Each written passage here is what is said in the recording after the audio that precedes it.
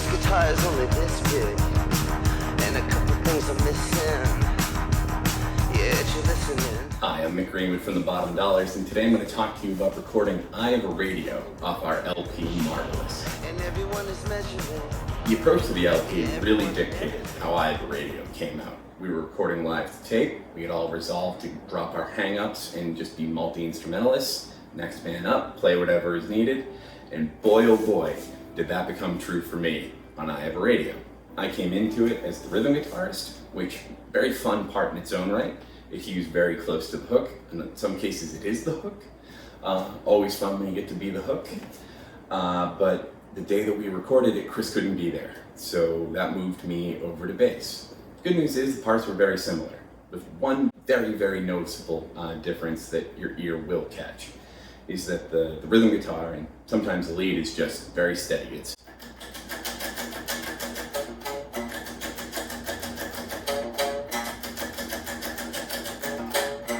the bass part chugs more, locks in with the kick drum, which is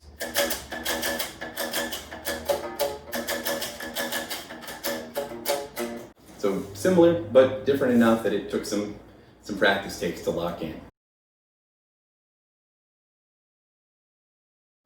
The hard part was actually not learning the part. The hard part was finding the instrument. This was one of the more entertaining, challenges that we faced. We tried, I believe, 9 different basses. I have them all written down somewhere. I posted them all to Instagram. 9 of some of the coolest, most beautiful, expensive, rare, vintage basses, because Barefoot has got a toy room like no other, and we used almost every toy we could find. But we couldn't find the bass tone that had the right amount of grit to match the kind of bubbly synth part that we had going, with the aggressive drum part that we had going, and the super rock and roll guitar part. We needed something to mix it together to really create that Devo feel, which I'm sure everybody has told you we were going for. We're pretty shameless about it. So Tim, in a moment of frustration, goes and gets this ridiculous bass. Now, the frustration was not just because we couldn't find the right instrument. The frustration was of how much time it took to test something. We would have to tune the entire bass up a half step and then turn the low string down a whole step after doing that in order to create something playable for the song so that the open strings and the bendy strings could play together true to tone. That took a ton of time. And so after about 2 hours, Tim comes back with this double-handled, like you could hold it on both sides, bare, no back, see-through, no headstock, 1980s Rufus Gives Bill and Ted looking, more electrical tape than it is instrument, beast of a bass. He goes on to tell us that it was like the bass used in this video, Zombies from Hell, which is amazing for you wrestling fans out there. It looks like the beginning of Raw's War. The whole video might have even been shot in the same warehouse with the same pyro. I digress. But when we plugged it in, somehow it had that tone that we were looking for. And as soon as we got it, I think we got radio in 2 takes. The tone was the hardest part.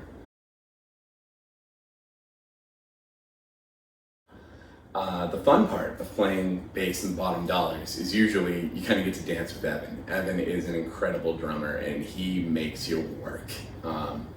So usually playing bass is having a loose idea of what key you're in and then just following Evan.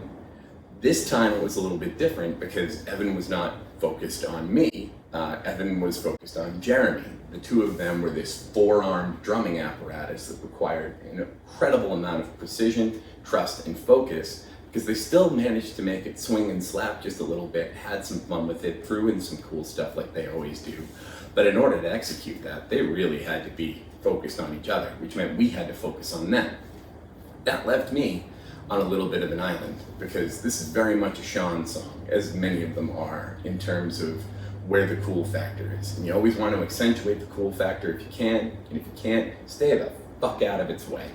A good example of this is when we get to the breakdown, right after the second chorus. Sean goes off, and the rest of the band, the guitars, most of them follow him. I'm the guy that stays home with the... But I get to join them for the big part of the breakdown. down, which is the rising and the falling and the rising and the falling.